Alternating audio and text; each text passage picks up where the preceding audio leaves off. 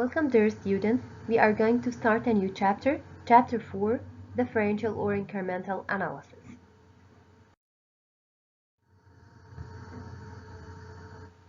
Incremental analysis is a process used to identify the financial data that change under alternative courses of action. It identifies probable effects of decisions on future earnings. Also, it is called differential analysis because it focuses on differences among alternatives. يبقى incremental analysis focus on differences among alternatives or data, financial data that change under alternatives. وبالتالي بيظهر عندي two concepts, relevance and irrelevance. Relevance mean that data change between alternatives. عندي بيان بيختلف between alternatives وبالتالي فالداتا دي must be considered when making a decision. على العكس من لو الداتا دي is irrelevance معناها ان هي not a change مش بتتغير between ال alternatives وبالتالي فهي مش هتفرق معايا في making a decision أوي. The types of incremental analysis are as follows. عندنا 6 types for incremental analysis. Number 1, accept an order at a special price. 2, make or buy. 3, sell or process further. 4, retain or replace equipment. 5, eliminate an unprofitable business segment. 6, allocate limited resources.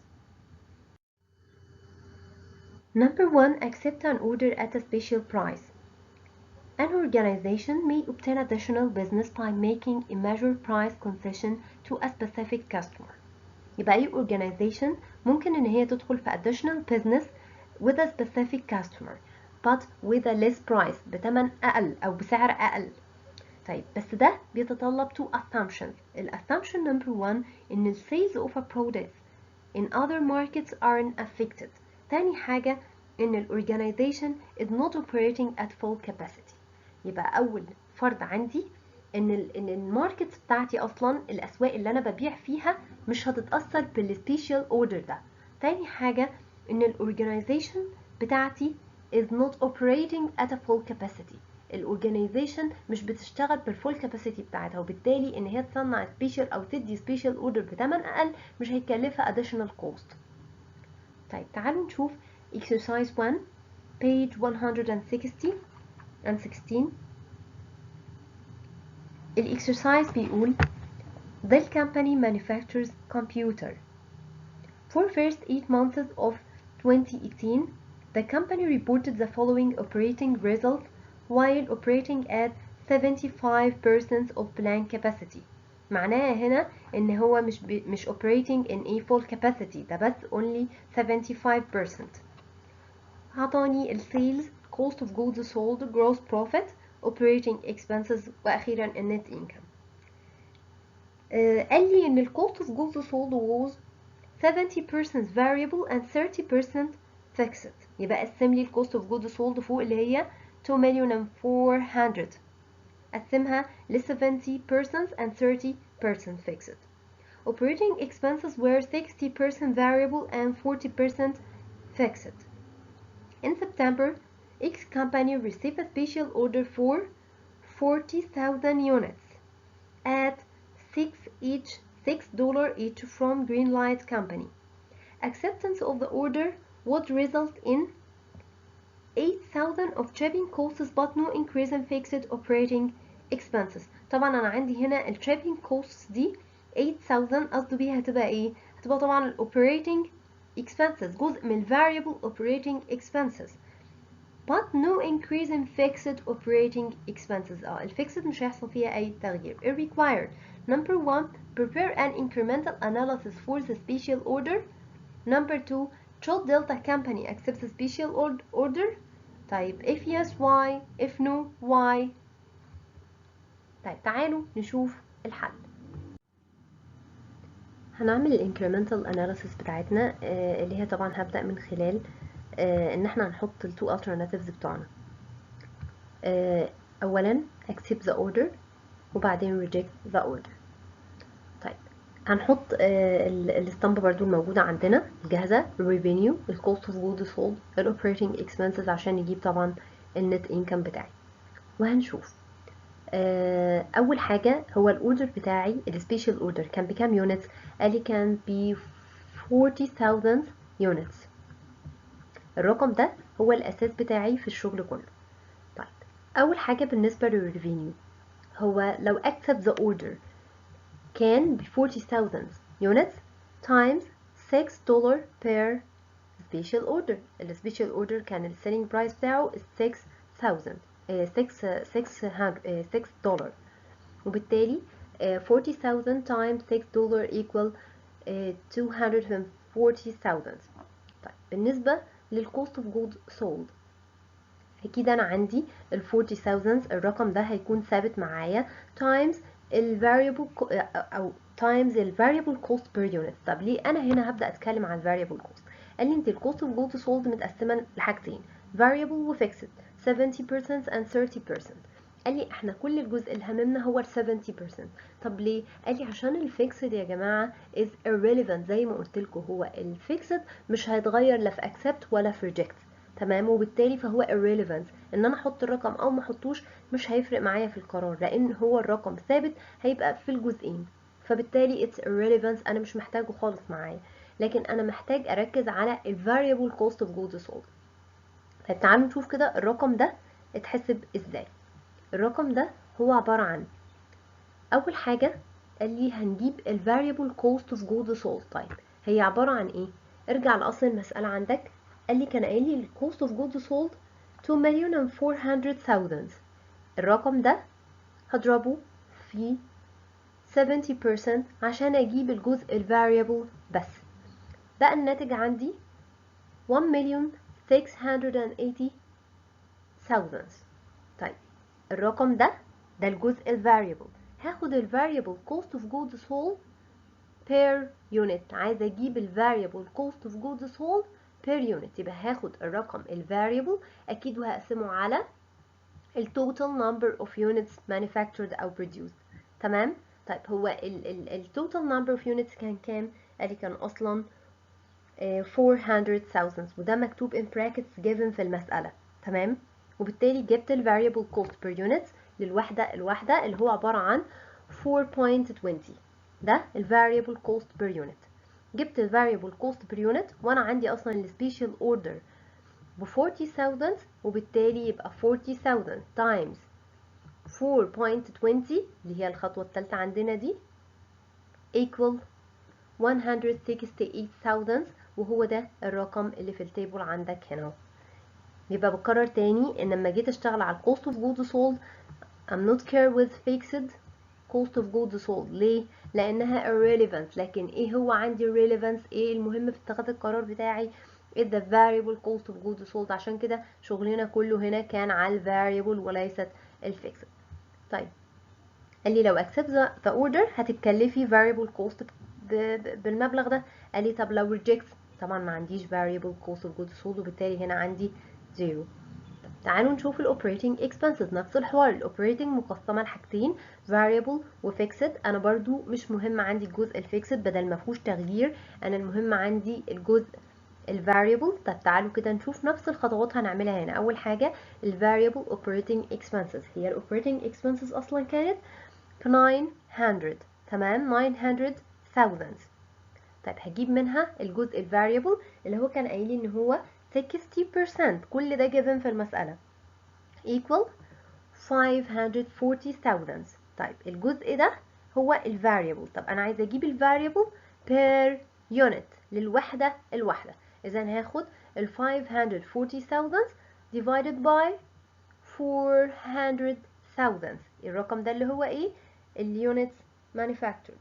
تمام؟ equal 1.35 per unit. ال variable operating expenses per unit. طيب هاخد الرقم ده times ال 40,000 بتوع ال special order زي الخطوة دي كده بالظبط. 40,000 time 1.35 equal $54,000. تمام؟ طيب الرقم ده هاخده اكتبه. قال لي لا استني، قبل ما تكتبي الرقم ده كان في كده معلومة إضافية في المسألة كانت بتقول acceptance of the order would result in 8,000 of shipping cost. يعني لو أنا accept the order يبقى عندك additional shipping cost بكام؟ ب 8,000. هي ال shipping cost أصلا operating expense، تمام؟ هي variable operating expense، وبالتالي فهقول هنا ال 45,000 plus 8,000 shipping cost أو additional shipping cost so equal 62,000. تمام؟ ال 62,000 دول هم اللي هحطهم هنا. يبقى أول حاجة ال variable operating expenses بالطريقة العادية خالص، وضفت عليها ال 8,000 اللي هم ال additional نتيجة ال acceptance of a special order. الرقم ده هو اللي هيتحط هنا عندي. طيب هل في أي تغيير هيحصل أو في رقم يعني هيحصل لو reject the order أو special order؟ قال لي no، هيبقى ال operating expenses عندك بزيرو.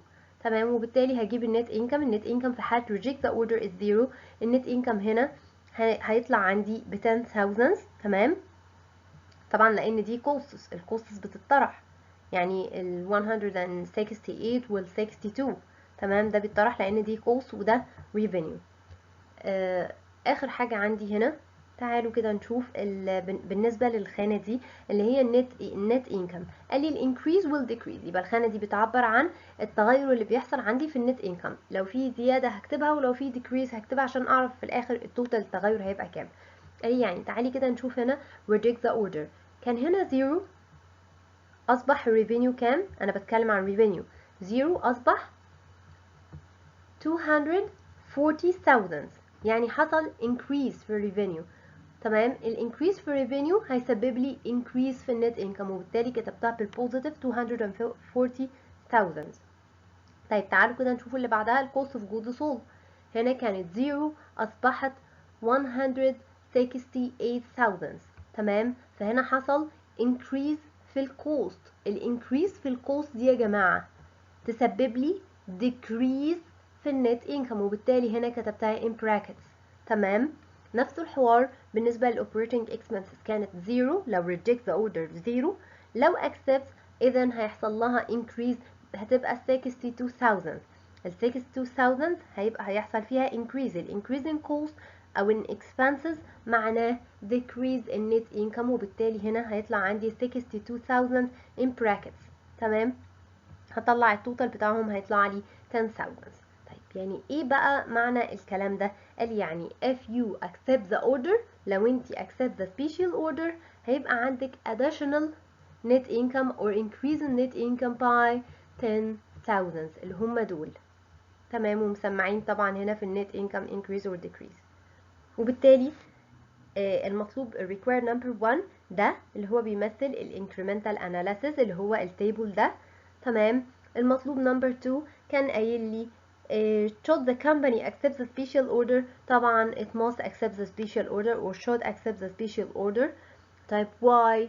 because incremental revenue، لأن incremental revenue بتاعك exceeds the incremental expenses by 10,000. تمام، لأن incremental revenue increase the incremental expenses by 10,000. So we must accept the special order. Exercise 2 page 118. الexercise بيقول Nova company produces watches that it normally sells to retailers for $7 each. The cost of manufacturing 20,000 watches is as follows. يبقى أنا دلوقتي عندي manufacturing 20,000 units، والunit الواحدة $7. عطيني الماتيريالز، الليبر، الفاريبل overhead والفيكسد overhead. Nova also incurs 5% sales commission اللي هي equal 0.35 on each watch sold. X Corporation offers Nova 5.75 per watch for 5,000 watches. أكيد ده السبيشال اوردر بتاعي. يبقى السبيشال اوردر ب 5,000 units، واليونتس الواحدة السيلينج برايس بتاعها هيكون 4.75. X company would sell the watch under its own brand name in foreign markets not yet served by Nova. يبقى ده معناها ان اول assumptions عندي في السبيشال اوردر اتحقق، اللي هو not affected the sales markets of the organizations. هو هنا مش بيأثر على الماركتس بتاعت الاورجانيزيشن، لان هو هيبيعها اصلا في ماركت جديد.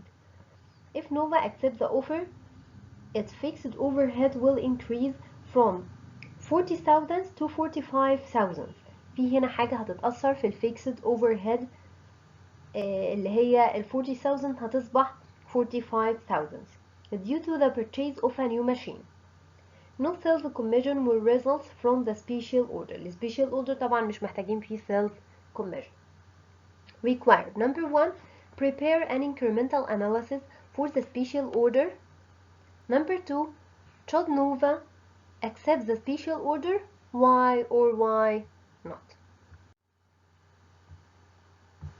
طبعا هنروح نعمل الاسطمبة بتاعتنا اللي هي أول حاجة accept the order, reject the order، وهحط الريفينيو بتاعتي والكوستس كلها عشان أجيب النت إنكم.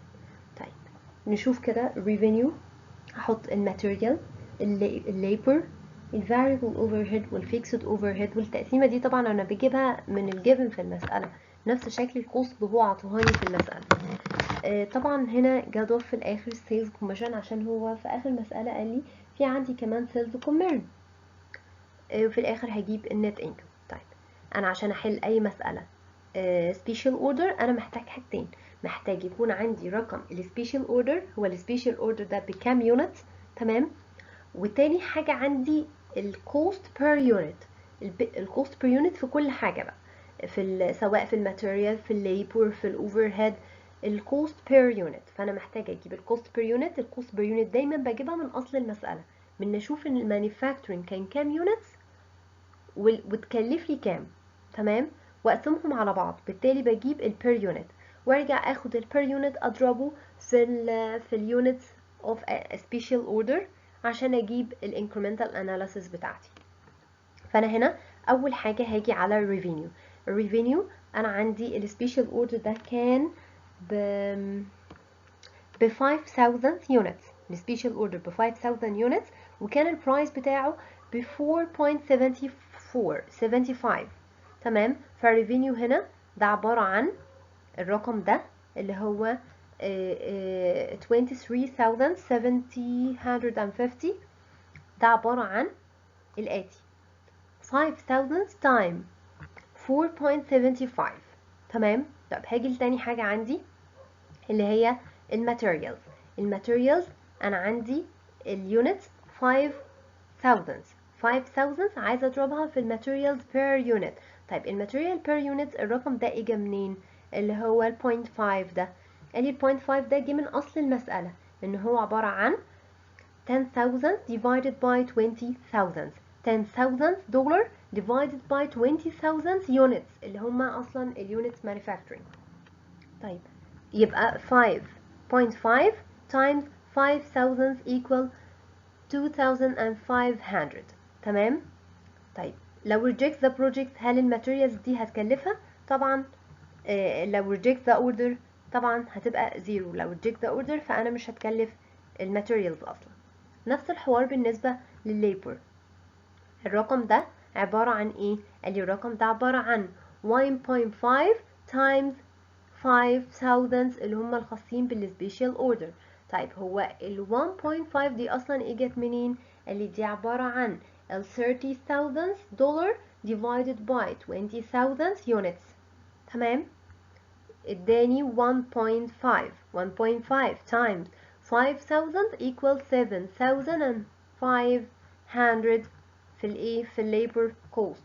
طيب ده لو accept the order هتكلف labor cost بكده. طيب لو reject the order طبعا الليبر كوست عندي هتبقى بزيرو. طيب الفاريبل overhead نفس الحوار، الفاريبل overhead 1 هو ال1 ده عبارة عن ايه؟ $2,000 divided by 2,000، ده من اصل المسألة، تمام. 1 times 5,000 بتوع السبيشال اوردر هيديني 5,000 في الايه، في الفاريبل overhead. طيب اخر حاجة عندي الفيكسد overhead. الفيكسد overhead بقى موضوعها هنا مختلف. هنا قال لي في ال additional information تحت قال لي ان ال fixed cost هتتغير من 40,000 to 45,000، يعني معناها ان هيحصل لها increase ب 5,000 في حالة ايه؟ accept of the special order. تمام؟ فهاجي هنا على accept of special order وهقوله ده انا هيبقى عندي 5,000 additional. عندي هنا هتتغير بكام؟ الفيكسد cost بتاعتي او الفيكسد overhead هتبقى فيها additional 5,000، هتزيد ب5,000. طيب لو reject the projects او لو reject the order، قال لي لو reject the order طبعا هتبقى زيرو، مش الزيادة دي مش هتحصل، هتفضل زي ما هي بالايه ال40,000، وبالتالي فهي ال40,000 اصلا irrelevant، انا باخد الاديشنال الزيادة او الشيء اللي بيحصل فيه تغيير. تمام؟ فهنا زيرو وهنا 5,000. اخر حاجة بالنسبة للسيلز وكوميشن، لو انا accept the order قال لي برضو في المعلومات الاديشنال ان there is no sales commission، مش هيبقى فيه sales commission، وبالتالي هتبقى هنا زيرو. طب لو reject the order، لو انا رفضت الاوردر وما عملتوش، قال لي برضو زيرو، مش هيكلفك حاجة. تمام؟ طيب يعني معنى الكلام ان انا اقدر اقول على السيلز كوميشن هنا اصلا irrelevant وامحي الرو ده كامل. انا اقدر دلوقتي امحي الرو بتاع السيلز كوميشن كله لان كل الارقام فيه زيرو زيرو، ومش هيأثر معايا اصلا في القرار، ومش هيأثر معايا في الارقام. فاقدر اقول ان السيلز كوميشن is irrelevant and we can skip this row. تقدروا تمحوا الرو ده كله. طيب اجي هنا اجيب طبعا التوتال بتاع الاكسبت ذا اوردر، هيطلع عندي التوتال بالبوزيتيف 3070 150. اوكي. طيب قال لي تعالي نشوف النت انكم افكتس.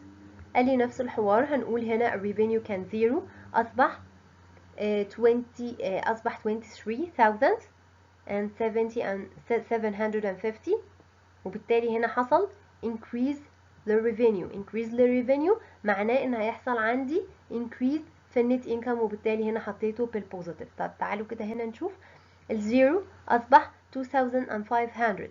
تمام؟ يعني كانت الكوست بزيرو، زادت اصبحت 2,500 معناها حصل increase في الكوست. معنى increase في الكوست ان حصل decrease في النت انكم، وبالتالي حطيتها هنا بالنيجاتيف. و the same for all the costs، كلهم من zero to increase، يعني حصل increase في الكوست، وده معناه ان حصل عندي decrease في النت انكم، عشان كده حطيتهم كلهم in brackets.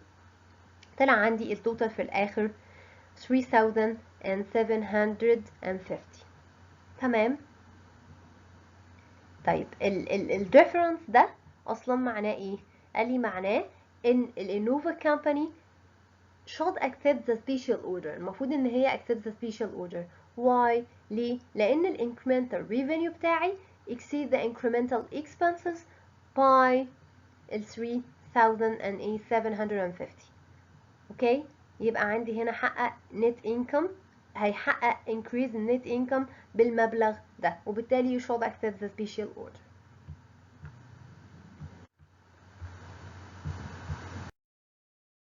The second type of incremental analysis is make or buy.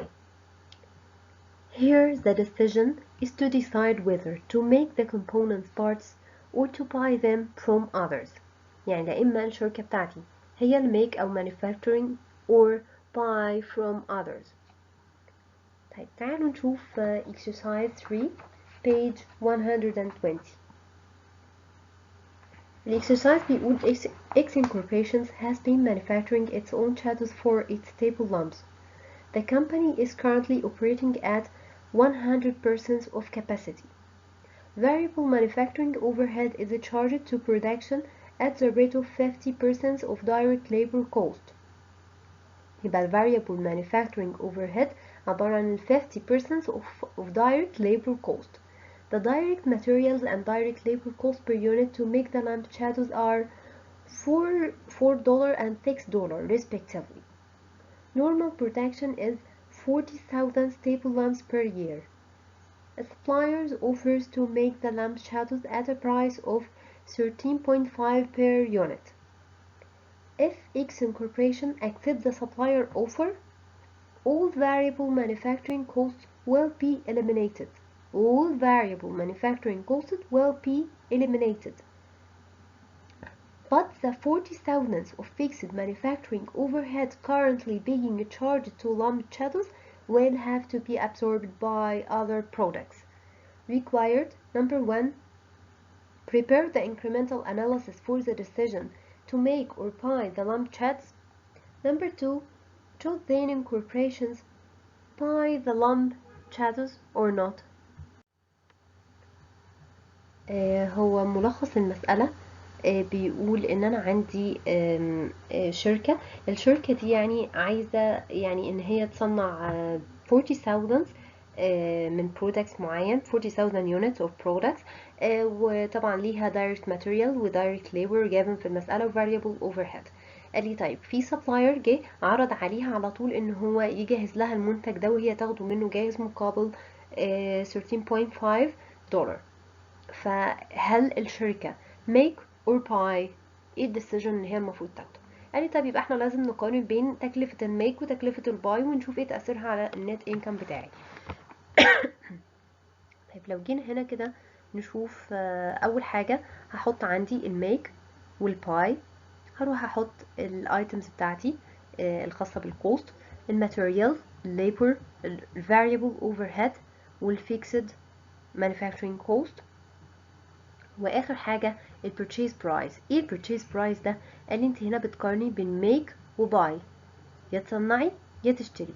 فطبيعي جدا ان انا لو باي هيظهر عندي purchase price، لو ميك فالبرتشيز برايس هيبقى بزيرو، فلازم اضيف على الايتمز بتاعتي البرتشيز برايس. وطبعا هنجيب في الاخر التوتال انيوال كوست وهنقارن بينهم. طيب هنشوف كده اول حاجه بين الميك والباي. تعالوا ناخد الميك. قال لي الميك الدايركت ماتيريالز هما اليونتس كانت 40,000، تمام. البرايس بير يونت كان عبارة عن او الماتيريالز بير يونت $4، يبقى 40,000 تايم $4 ده given، تمام، هيطلع عندي 160,000.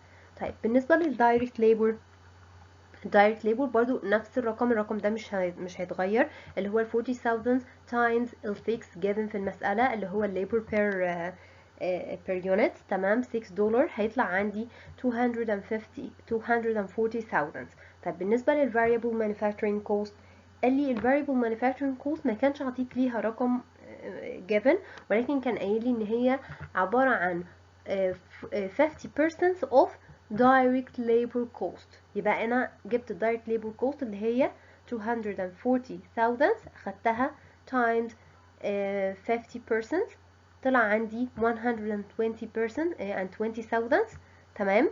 ده رقم ال variable manufacturing cost. اخر حاجة عندي ال fixed manufacturing cost وجيفن في المسألة ب 40,000.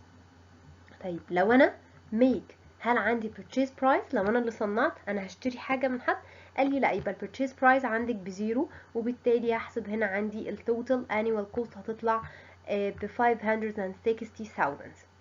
تمام. طيب نيجي بقى على الباي. طيب انا لو باي، قال لي كده في المسألة all variable manufacturing costs will be eliminated، يعني مش هيبقى عندي اي variable manufacturing cost، وبالتالي فانا عندي direct material، direct labor، variable manufacturing overhead بزيرو، لان انا اصلا مش هصنع حاجة، ده انا هشتري الحاجة جاهزة، هشتري البرودكت جاهز، فكل ال variable cost بتاعتي هتكون بزيرو. لكن قال لي في المسألة but the 40,000 of fixed manufacturing overhead currently paying charged to the LMCHADs will have to be absorbed by the other products. يعني ايه الكلام ده؟ يعني ال 40,000 بتاعت ال fixed manufacturing overhead اللي كنت هتتحمليها لو انت بتصنعي المنتج، قال لي still absorbed by other products، هتفضلي تتحمليهم يعني كأنها ايه، تكلفة خاصة ب other products في المصنع بتاعي، يعني هفضل اتحملها، تمام. فهي بالتالي هيفضل نفس الرقم موجود عندي سواء انا make or buy، التكلفة دي موجودة معايا موجودة، تمام. اخر حاجه بالنسبه للبرتشيز برايس ده، انا طبعا لو باي ما عنديش اي تكاليف لكن عندي purchase price. البرتشيز برايس بتاعي كان 13.5 per unit، لليونت الواحده انا طبعا محتاج 40,000 وبالتالي هيطلع عندي البرتشيز برايس بتاعي 540,000. تمام، هجيب التوتال للكلام ده هيطلع عندي 580,000. هبدأ هنا أجيب الديفرنس ما بين الميك اور باي. يعني أنا لو ميك هتكلف 560 ولو باي هتكلف 580. تمام، يبقى بالتالي طبعا shouldn't purchase، يعني المفروض ان انا ايه shouldn't purchase the products، امال المفروض ان انا make it، لان ده هيعمل لي طبعا توفير بكام؟ ما يعادل 20,000. طيب تعالوا نشوف خانة النت income increase أو decrease. أنا عندي هنا الكوست كانت 160,000. تمام، if buy will decrease to 0، يعني لو اشتريت هتبقى كام؟ بزيرو، يعني معناها ان هو هنا حصل لها decrease. تمام، ده معنى ان الكوست يحصل لها decrease، معناه ان النت income will increase، وبالتالي انا حطيت هنا ال 160,000 بالبوزيتيف. the same الدايركت ليبر. عندي برضو كان الكوست بتاع الليبر 240,000، طبعا حصل له decrease to 0، وبالتالي طبعا عندي النت income هيحصل له increase بال 240,000. بالنسبة للفاريبل برضو كوست نفس الحوار، حصل لها decrease وبالتالي النت income هيحصل له increase. يعني هاجي الوحيدة المختلفة عنهم اللي هي البرتشيز برايس، هو كان 0، حصل له increase في حالة الباي، أو هيحصل له increase في حالة الباي ب 540,000، وبالتالي هنا حصل increase in cost، يعني التكلفة هنا زادت. طب ده هيأثر ازاي على النت انكم؟ قال هيحصل طبعا increase، هيحصل decrease في النت انكم، وبالتالي انا كتبتها in brackets. تمام، هيطلع التوتال عندي هنا 20,000 in brackets. تمام، معناها اللي هو هيحصل decrease في النت انكم لو انا باي. تمام، وبالتالي هنا الكومباني shouldn't، طبعا ده تاني مطلوب عندي اللي هو الكومباني shouldn't purchase the product as indicated by the incremental analysis، ان هي وضحت لي it would cost the company 20,000 more to purchase the products. تمام، هتكلفني 20,000 additional. تمام، to purchase the products. وبكده يبقى احنا حلينا exercise 2. في ملحوظة بس هنا عندي في الفيكسد مانيفاكتشرنج كوست. الفيكسد مانيفاكتشرنج كوست هنا الرقم ده ثابت عندي، هو هنا نوت تشينج، وبالتالي انا اقدر اقول ان الفيكسد مانيفاكتشرنج كوست ده is irrelevant data. تمام، الرقم هنا هو نفس الرقم هنا، معناه اللي هو not change between alternatives، ما تغيرش between ال alternatives. تمام، طيب يعني انا اقدر اشيله خالص واخد الديسيجن وهو برضو مش موجود، وهيطلع برضو الديفرنس between الميك اور باي 20,000، نفس الفرق هيطلع مش هيتغير، لان زي ما هشيله من الكولوم بتاع الباي هشيله من الكولوم بتاع الميك، وبالتالي الفرق بينهم هيفضل ثابت. لكن ايه اللي هيتغير؟ رقم التوتال annual cost، الرقم ده هيتغير. عشان كده انا considered in the table، يعني حطيناه في التيبل عشان الرقم ده انا بحسب التوتال كوست، فالتوتال كوست من ضمنها الفيكسد مانيفاكتشرنج كوست، عشان كده حطيناه عشان نعرف التوتال كوست بالظبط كام هنا وبالظبط كام هنا. تمام، لكن لو شلناه الفرق الديفرنس ده هيفضل زي ما هو the same، لكن رقم التوتال كوست هو اللي مش هيطلع مظبوط، لان احنا كده هنبقى استثنينا منه الفيكسد مانيفاكتشرنج كوست. وبكده يبقى احنا خلصنا two types of incremental analysis، اللي هو اول حاجة accept or reject the spatial order، وتاني حاجة make or buy decision. Thank you.